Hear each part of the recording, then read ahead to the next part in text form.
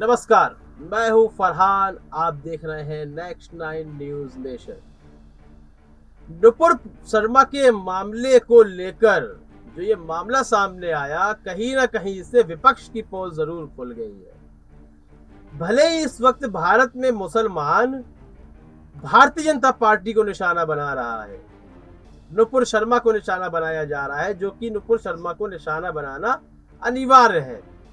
लगातार सरकार से उनकी गिरफ्तारी की मांग की जा रही है, जिसको लेकर जगह जगह पर प्रदर्शन हो रहे हैं। वह प्रदर्शन पत्थरबाजी में बदल जा रहे हैं, जो कि बिल्कुल गलत है। कोई भी प्रदर्शन हिंसात्मक नहीं होना चाहिए। आखिर प्रदर्शन हिंसात्मक हो कैसे जाता है, यह सवाल पुलिस प्रशासन से भी होना चाहिए। लेकिन यहाँ कहीं ना कहीं विपक्ष की पोल खुल गई है, लेकिन भारतीय मुस्लिम इस पर ध्यान नहीं दे रहा है। विपक्ष किस तरह से खेल खेल रहा है आपको पता ही है। मैं अपने कई कार्यक्रमों में कह चुका हूं कि भारतीय जनता पार्टी पर लगातार इल्जाम लगाए जाते थे कि आप हिंदुत्व की राजनीति कर रहे हैं, लेकिन उसी हिंदुत्व की राजनीति में विपक्ष भी उतर आया। मैंने कई कार्यक्रमों में इसका उदाहरण भी दिया है। जिस तरह से राहुल गांधी अपना जनेऊ दिखा रहे थे कि मैं जनेऊधारी ब्राह्मण हूँ, वहीं कहीं ना कहीं अरविंद केजरीवाल भी चुनावों को लेकर मंदिरों का चक्कर लगाने लगे। ममता बनर्जी भी मंदिरों में जाती हुई दिखाई दी। वहीं अखिलेश यादव ने भी कहा, यदि हमारी सरकार होती तो अब तक राम मंदिर बन गया होता। यह दोगलापन है विपक्ष का। जिस बात को लेकर भारतीय जनता पार्टी को निशाना बनाते थे, उसी राह पर वह खुद चलने लगे।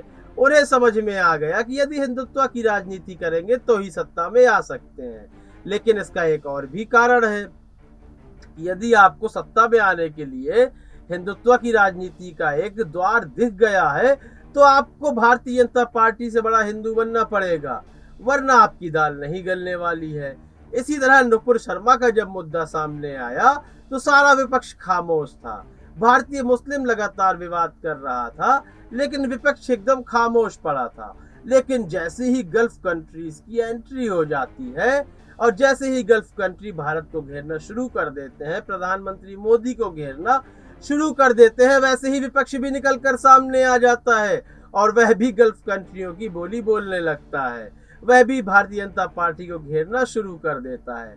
अब कहीं ना कहीं विपक्ष को लग रहा है शायद इस मुद्दे पर घेरकर भारतीय जनता पार्टी को कमजोर किया जा सकता है, लेकिन यह तो आने वाला वक्त ही बताएगा।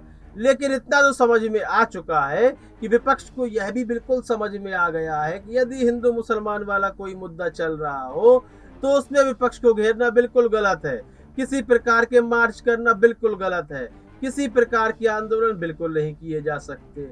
आपको याद होगा, मशहूर रणनीतिकार है, बहुत बड़े रणनीतिकार है प्रशांत किशोर। उन्होंने एक बहुत बड़ी बात कही। उन्होंने कहा कि यदि आपको सत्ता में आना है तो आपको लगातार चर्चाओं में बना रहना होगा। चर्चा में जरूर रहें, वह चर्चा नेगेटिव हो या पॉजिटिव हो, लेकिन आप चर्चाओं में जरूर रहें। लेकिन कांग्रेस इस समय चर्चाओं में इस वजह से है कि वह भारतीय जनता पार्टी के अपोजिट खड़ी है, भारतीय जनता पार्टी के खिलाफ बयानबाजी करती है। तो जो कांग्रेस भारतीय जनता पार्टी की आलोचना करती है, वह भी भारतीय जनता पार्टी का प्रचार हो जाता है। कहीं ना कहीं मुफ्त में कांग्रेस खुद ही भारतीय जनता पार्टी का प्रचार करती हुई नजर आती है, बल्कि अपने पास करने के लिए, अपने पास से करने के लिए उसके पास और कुछ भी नहीं है। यही कांग्रेस के पतन का कारण है। आपको क्या लगता है, क्या वाकई में कांग्रेस गल्फ कंट्रीज के आने के बाद जिस तरह मुद्दों को उठाना शुरू कर रही है, यह एक रणनीति है या नहीं है?